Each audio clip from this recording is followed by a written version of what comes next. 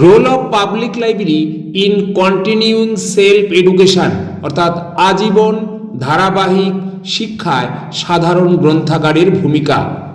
গ্রন্থাগারে সাধারণ মানুষ তার স্বাধীন ইচ্ছা ও রুচি অনুযায়ী আজীবনকাল ধারাবাহিক স্বশিক্ষায় অর্থাৎ কন্টিনিউইং সেলফ এডুকেশন যে সুযোগ পায় তার প্রকৃতি তিন ধরনের, যথা পরিবর্তনশীল, নাম্বার 1 পরিবর্তনশীল ট্রানজিটরি, অক্ষর জ্ঞান আয়ত্ত করা থেকে ভাষা শিক্ষা, সাহিত্য, সমাজ শিক্ষা, স্বাস্থ্য শিক্ষা প্রভৃতি সহ আধুনিক বিজ্ঞানের কম্পিউটার শিক্ষার মাধ্যমে সময়োপযোগী হয়ে ওঠা।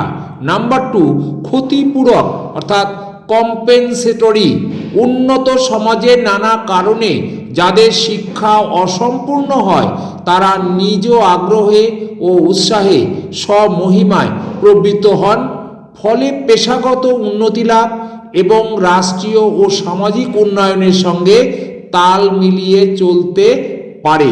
নাম্বার 3 পরিপূরক অর্থাৎ কমপ্লিমেন্টারি, ছাত্রজীবনের পরেও ছাত্রদের